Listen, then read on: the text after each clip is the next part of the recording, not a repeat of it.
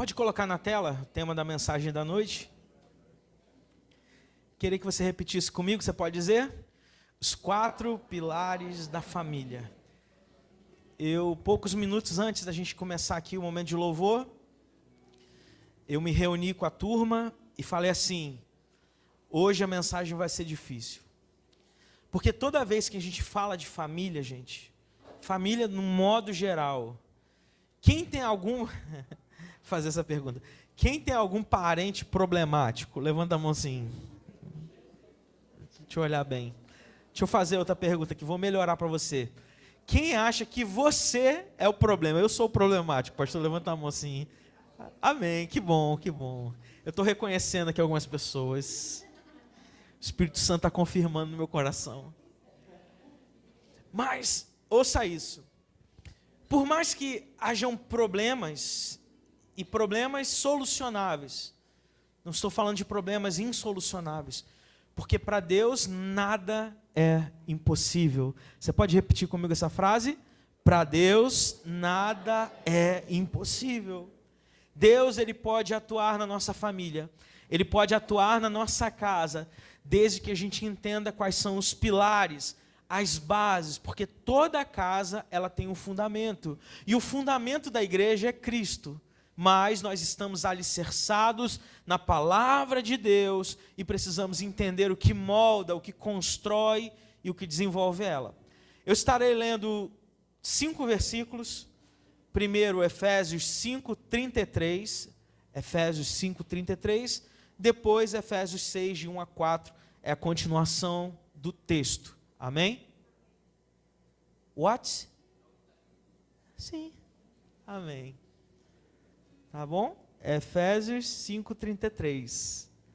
Vai estar na tela aí projetado. Amém? E você pode acompanhar na sua Bíblia. Diz assim o texto, a palavra do Senhor. Portanto, cada um de vocês também ame a sua esposa como a si mesmo, e a sua esposa trate o seu marido com todo respeito.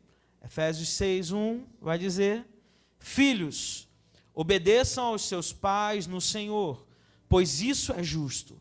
Honre o seu pai e a sua mãe, que é o primeiro mandamento com promessa, a fim de que tudo corra bem com você e você tenha vida longa na terra.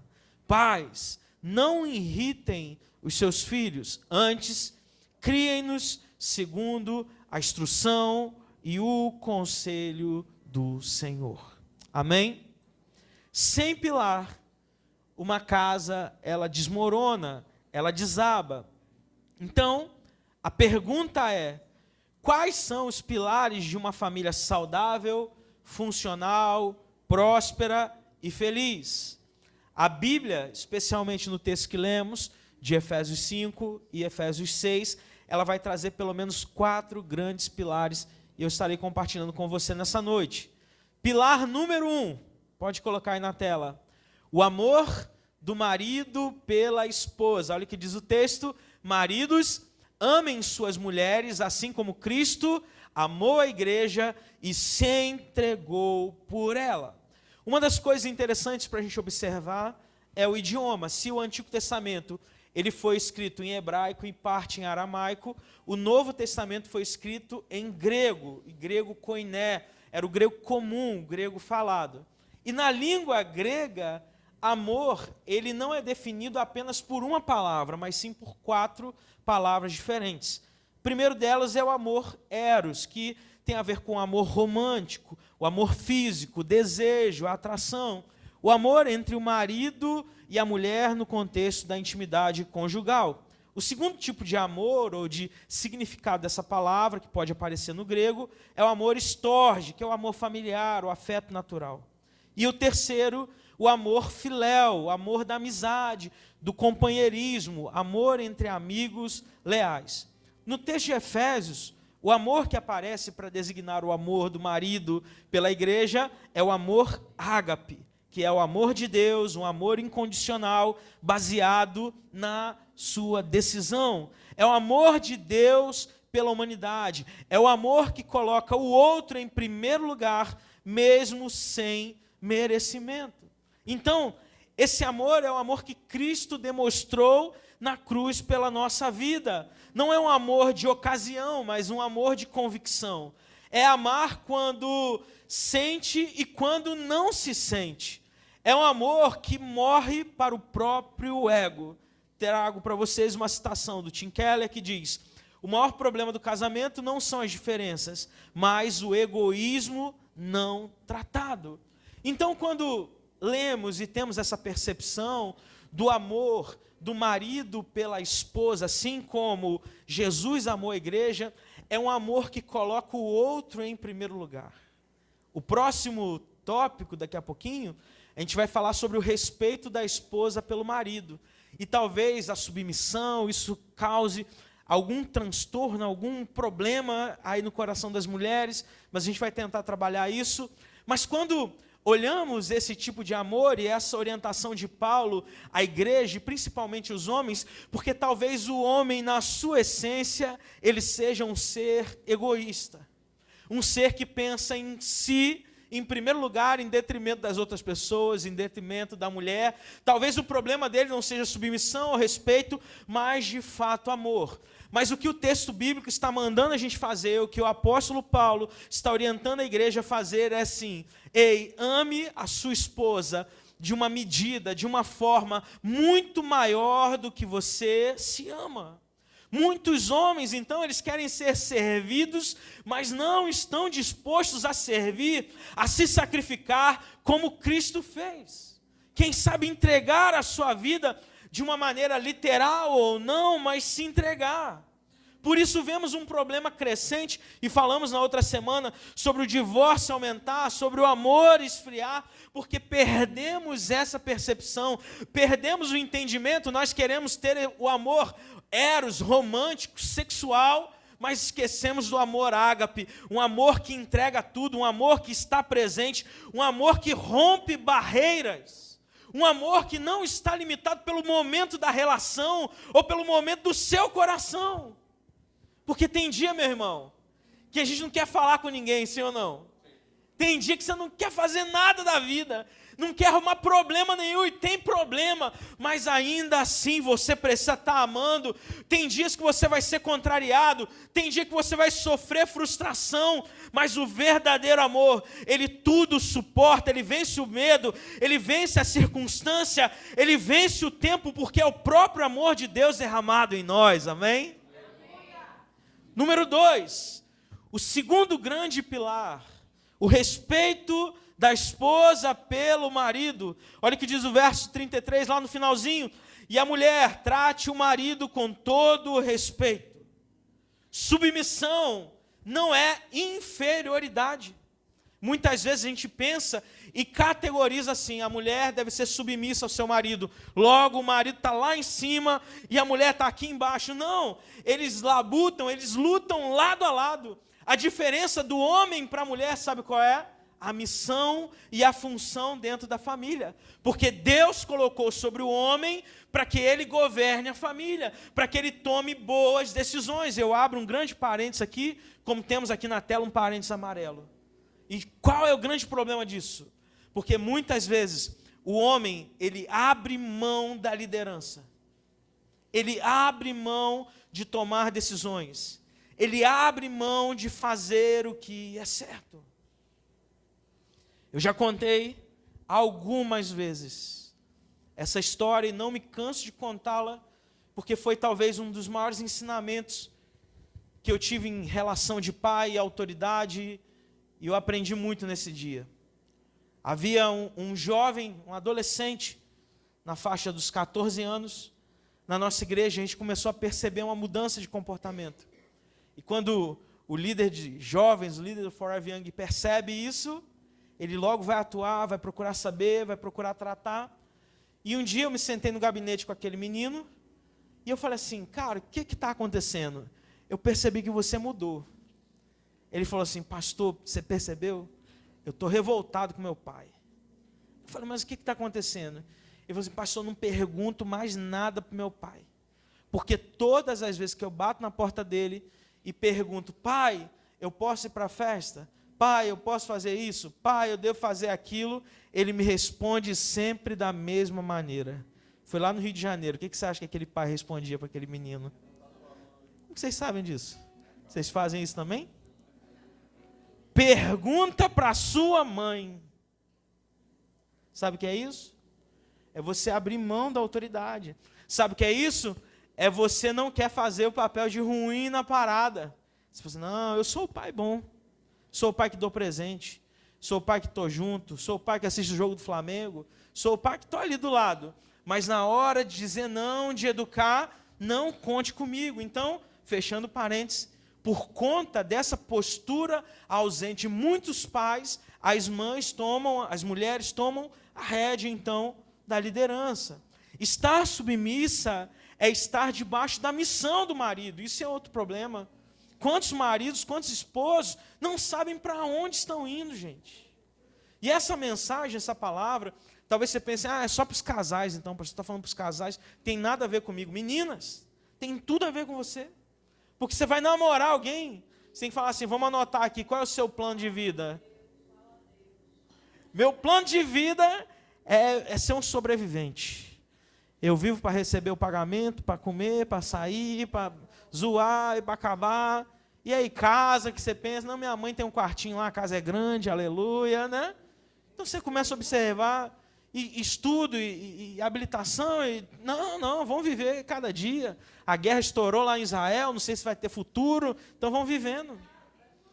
Então, antes mesmo, perceba, antes mesmo de você casar, você já é possível fazer uma leitura, você não precisa ser expert, mas você já vai fazer a leitura de quem é a pessoa que você está se relacionando, sim ou não? É assim. Um dia chegaram para Cláudio Duarte, a jovem falou assim, pastor Cláudio, o meu namorado, eu descobri que ele bate na mãe, e eu estou pensando em me casar com ele. O que você acha que eu devo fazer? Sabe qual foi a resposta do pastor? Case logo, menina, porque ele precisa deixar de bater na véia e você está nova para apanhar. E às vezes você está vendo, mas ele é o príncipe, eu amo tanto, mas você sabe na canoa furada que você está embarcando, os sinais, o currículo, o histórico do Google está te dizendo, e você não quer perceber. Então faça decisões inteligentes. Saiba que Deus estabeleceu papéis no lar, a liderança amorosa do homem e respeito cooperativo da mulher. É o que casa. O homem, então, ele precisa de respeito tanto quanto a mulher precisa de amor. Se no primeiro caso Deus está orientando o homem a amar a sua esposa, é porque existe uma deficiência de amor no homem. Mas e as mulheres, gente? As mulheres são seres maternos, que gera uma criança no ventre. O amor da mulher é natural, já funciona. Mas talvez a dificuldade seja o quê? Estar debaixo da mesma missão, respeitar, honrar em certo sentido. Quando uma mulher respeita o seu marido, ela encoraja a ser o homem que Deus o chamou para ser. Às vezes, irmãs, você tem a resposta. Às vezes você tem um meio de fazer. Às vezes você sabe fazer melhor do que seu marido, mas dá uma força para ele. Assim, vai lá, você é meu homem. Aí o homem já vai. Cintiel já fica todo bobo. Eu sou mesmo. Ele ficou 15 dias fora trabalhando. Ele chorou mais do que a Marina, sabia? Eu fiquei preocupado com ele. Todo dia eu mandava mensagem. Mandava para ele, mandava para a Marina não. Tudo bem por aí? Tudo bem, pastor. Então entenda isso. Mulheres que desrespeitam seus maridos na frente de filhos, na frente de parentes, na frente de amigos, fragilizam a autoridade do lar. E sabe o que acontece? Isso gera uma avalanche de situações que a gente não tem como compreender, ou não tem como segurar. Por exemplo, um homem que perde a sua autoridade na frente dos filhos, os filhos vão reproduzir esse mesmo sistema. Então, quando chega na escola, ele não vai respeitar a autoridade, porque a mãe não respeita a autoridade nenhuma. Então, ele entende, o professor não é autoridade, o policial não é uma autoridade, O patrão não é uma autoridade e logo Deus não é essa autoridade sobre a minha vida. Então a sociedade, ela começa a se distorcer, ela começa a se derreter. 70%, segundo a psicóloga doutora Ana Paula Simões, dos casos de conflitos familiares atendidos no consultório estão ligados à ausência de papéis claros no casamento. A gente precisa ter uma definição, irmãos. Deus nos chamou, Deus nos deu uma missão, homens e mulheres, na plenitude, para construirmos uma família abençoada, estruturada e fortalecida pelo Senhor em todas as áreas, amém? Número 3, terceiro grande pilar de uma família, a educação dos pais na relação com os filhos. E talvez a gente pouco fale sobre isso, né? Olha o que diz Efésios 6:4. Pais, não irritem seus filhos, antes criem-nos segundo a instrução e o conselho do Senhor. Existem dois tipos de educação. Primeiro, a educação formativa, aquela que ensina o que pode, o que não pode, explica, orienta. Você está formando alguém. Então, logo, você está no caminho que aquela criança está crescendo, está desenvolvendo, você está ensinando, isso aqui pode, isso aqui não pode, não deve colocar a mão na tomada. Aí eu falei, mas eu quero. Aí o pai, vai lá então, coloca, toma a carga, fala, por isso não pode, dá choque. Ele está ensinando em alguma medida aquilo que é e aquilo que não é. E existe a disciplina corretiva, é que corrige quando há erro, que coloca limites. Mas então, de que maneira os pais, eles podem provocar a ira dos filhos? Em primeiro lugar, quando há falta de correção. Provérbios 29:15 vai dizer, a vara e a repreensão dão sabedoria, mas a criança entregue a si mesma envergonhará a sua mãe. Perceba isso, gente. Escute isso, a falta de correção também significa falta de amor. Que é isso, pastor? E eu não estou falando só de violência. Tem pai que dá uma chinelada, né? Não, um castigo, a educação. A correção, ela precisa ser feita porque quem ama cuida, quem ama corrige, quem ama fala a verdade, quem ama se posiciona. Por isso nós vemos uma geração de crianças obstinadas, que não respeita pai, não respeita a mãe, não respeita pastor, não respeita a tia do kids, não respeita ninguém. Aí você fala assim, mas ninguém mexe com meu filho. Mas um dia esse filho vai sair debaixo das suas asas e vai se deparar com o mundo. E a correção do mundo é muito pior do que a correção de um pai e de uma mãe amorosas. Amém?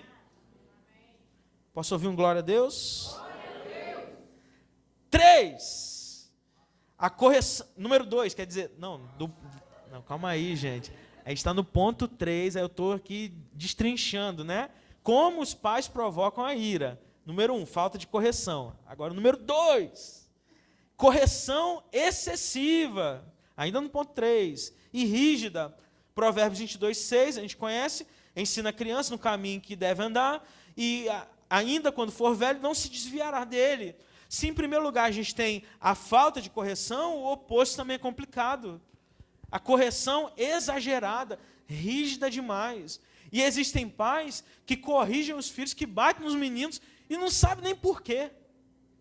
A minha mãe, minha santa mãezinha, ela está acompanhando a gente, né? Ela tinha o prazer de me ensinar. Ela olhava para mim e falava assim, você vai apanhar por isso. Aí eu falava assim, mas eu já arrependi, mãe. Eu estou arrependido aqui. Ela, não, mas tem que ter a finalidade aqui. E era sandalhada na boca, né? Coisa leve, né? Quebrar uma vassoura nas costas. Aquela educação que... Estou brincando, minha mãe não faz isso, não, só o meu pai. Então, a correção excessiva também, gente. Tem criança que está... Eu acho que principalmente a geração anterior à nossa, né? Quem é mais antigo sabe, né? As crianças apanhavam sem nem ter feito nada. E isso gerava uma revolta no coração da criança. Porque ela estava certa, ela estava fazendo o correto, ela estava agindo legal, e mesmo assim, era corrigida, então isso provoca a ira no coração dela. Chega, rolou um bochicho aí, né? Eu me lembro que era assim. Então, precisamos estar atentos. E número 3, desse ponto, a falta de limites. Provérbios 13, 24, isso aqui é importante. Quem se nega a castigar seu filho não ama. Aquele que o ama não hesita em discipliná-lo. Então, irmãos, deixa eu falar uma coisa muito importante para você. A educação do seu filho, escute isso, a educação do seu filho não é responsabilidade da avó. Não é responsabilidade do avô. Não é responsabilidade do professor da escola. Não é responsabilidade da tia da escola bíblica dominical, do pastor da igreja, não é. Todos esses elementos são facilitadores, são potencializadores da educação. Mas a educação dos filhos é responsabilidade dos... Vamos repetir? A educação dos filhos é responsabilidade dos pais. É isso, gente. Os pais têm essa responsabilidade. Quando você casou, quando você ajuntou, quando você amaziou com alguém, ninguém te obrigou. De igual modo, ninguém te obrigou a colocar uma criança no mundo. Mas se ela vê o mundo, é uma bênção de Deus, é herança do Senhor, e você precisa ser homem, você precisa ser mulher para educar ela da melhor maneira possível no caminho do Senhor. Pastor, eu não sei. Aprenda, estude, se capacite, procure ajuda, mas faça o melhor que você puder. Entregue excelência na educação dos seus filhos. Passe tempo com eles e, principalmente, bata no peito assim e diga: ei, olhe para mim e aprenda como ser um homem de verdade. Olhe para mim e aprenda como ser uma mulher de verdade. Só que muitos não fazem isso, porque eles não querem pagar o preço. Tinha gente que me procurava, Ana, e falava assim: pastor, que bênção meu filho está na igreja. Como eu fico feliz dele estar crescendo no caminho do Senhor. Aí eu olhava e perguntava assim: e tu? Não, eu tenho meu trabalho, eu tenho Brevis Nevers, eu tenho desculpas para dar e vender. Mas enquanto eu não for exemplo para o meu filho, as coisas não vão acontecer. Você quer que seu filho ore? Quantas vezes ele te viu orando? Ele já te viu no celular. Ele já te viu brigando com a mãe dele. Ele já te viu no videogame, mas orando em casa. Quantos cultos domésticos você fez? Pastor, eu não sou bom de palavra. Não precisa ser bom, não. Leia um versículo, um capítulo e faça uma oração. Explica o que está dizendo, qualquer coisa. Procure na internet. A gente procura tudo na internet. Peça ajuda. Compra um devocional, dia com vida. 365, uma página, irmão. E a gente não faz. E a gente quer cobrar uma mudança nos nossos filhos que a gente não começa a fazer. Disciplina sem relacionamento gera rebeldia. Relacionamento sem disciplina geram filhos mimados. O equilíbrio disso gera filhos saudáveis. 1 em cada 2 adolescentes no Brasil, Unicef divulgou em 2022, 1 em cada 2 adolescentes sofre de ansiedade, insegurança, depressão, e um dos principais fatores é a ausência de limites claros em casa. Sabe que teu filho está ansiando que você põe um limite nele. Amém? Cadê os adolescentes aí? Amém? Seu filho está ansiando que você tome o celular dele. Que você corte o videogame. Que você cumpra aquilo que você fala. Um dia, é só a história do Rio de Janeiro, porque aqui em Natal não acontece não. Um adolescente chegou emburrado no culto e o pai chegou rindo. Eu falei: algo de errado não está certo. Aí eu fui consultar as mentes superiores, falei: o que houve ali? Aí o pai veio rindo me contar: pastor, você não sabe o que aconteceu essa noite. Eu falei para o meu filho assim: de 11 horas eu quero o celular desligado. Aí ele foi, teimou comigo e continuou no celular. Aí eu falei assim, eu vou te dar mais 5 minutos. Se você não desligar o celular, eu vou desligar aqui o roteador do Wi-Fi. Aí foi, desligou o roteador. E o menino continuou lá desobediente. Aí ele falou assim, se você continuar, eu vou quebrar teu celular. Aí o menino falou assim, duvido. Aí o pai fez o quê? Quebrou na frente dele. E só alegria, o filho emburrado e o pai rindo. Aí eu fui, apertei a mão dele e falei assim, parabéns, cumpriu tua palavra. Agora resolve essa treta aí, que eu não sei como você vai fazer não. Ele, deixa comigo, pastor. Carioca, desenrolado. Mas resolveu. O menino entendeu o recado. Só que os pais de hoje prometem e não cumprem. Para o bem e para o mal, não tem palavra. Aí é difícil. Mas essa parte de filho foi a que eu mais falei, né? É que os filhos estão precisando? Misericórdia. Ou os pais estão precisando? Misericórdia. Os pais estão precisando, gente? O último pilar. Falei da esposa, falei do marido, ou melhor, falei do marido, depois da esposa, falei dos pais, agora os filhos. Quarto pilar é a obediência dos filhos aos pais. O verso 1 do capítulo 6 de Efésios diz: filhos, obedeçam aos seus pais no Senhor, porque isso é justo. Honra teu pai e a tua mãe, esse é o primeiro mandamento com promessa, para que tudo te ocorra bem e tenhas longa vida sobre a terra. Deixa eu falar para vocês, obediência e honra são coisas diferentes. Obediência, enquanto nós estamos sob a autoridade dos pais.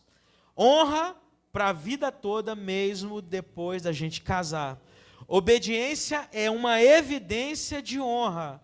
Agora, honrar é cuidar, respeitar, não desprezar, não falar mal, não abandonar. Qual foi a última vez? E antes dessa pergunta, eu vou fazer uma outra. Quem tem os seus pais vivos aqui? Vivos, pai ou mãe vivo? Levanta a mão. Qual foi a última vez que você ligou para o seu pai ou ligou para a sua mãe?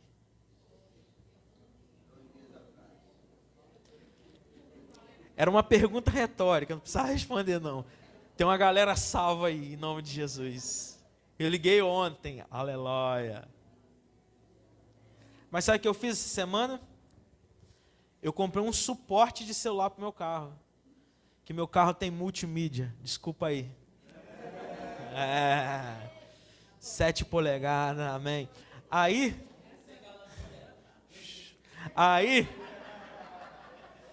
deixa eu beber uma água aqui para falar disso.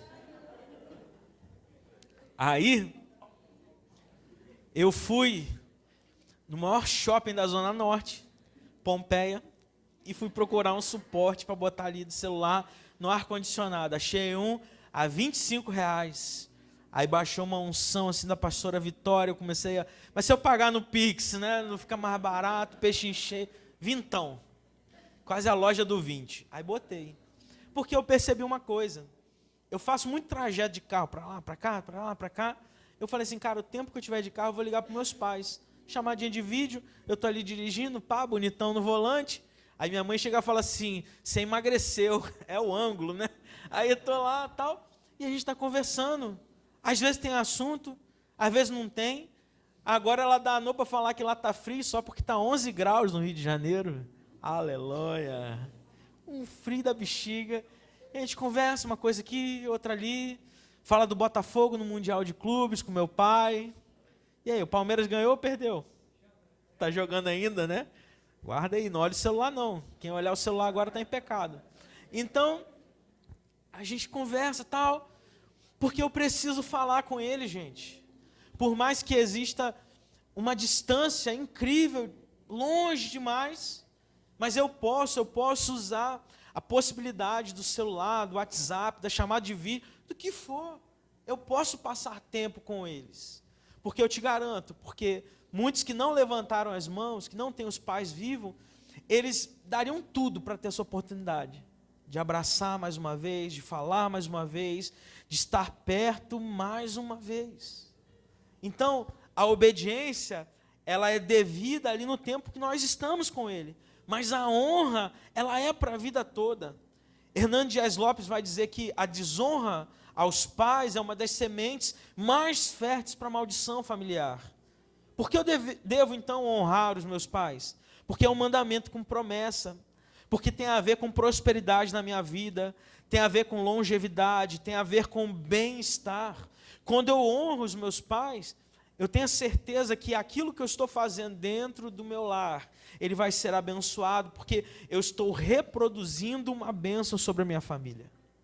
Eu sei que aquilo que eu estou semeando com eles, os meus filhos semearão comigo, porque é um princípio de Deus, e todo princípio de Deus, ele tem uma colheita garantida sobre a nossa vida. Amém? Então, eu concluo dizendo que, para cada área, para cada um desses pilares, são 4, se a gente puder recapitular aí, eu te agradeço, Samuel. O primeiro é o amor do marido à esposa, o amor sacrificial do marido. Número 2, o respeito da esposa. Número 3, a educação dos pais com limites e afeto. E número 4, a obediência e honra dos filhos. Se algum desses 4 pilares ele estiver fragmentado, a nossa família vai sofrer as consequências. Porque, logo você imagina, isso se chama na engenharia cálculo estrutural. Se você tem uma estrutura, e aqui a gente tem colunas bem grandes, e você retira uma coluna de uma obra, essa obra provavelmente vai acontecer algum problema. Eu vi um prédio, eu não me lembro agora a cidade, talvez vocês recordem dessa matéria, que uma pessoa foi e quebrou a parede da sala para a varanda do prédio, né? Ele queria ampliar, mas um projeto não permitia. E o que aconteceu? Houve uma falha ali, estrutural, uma rachadura grande e o prédio veio a cair. Porque uma parede ficou fora do lugar.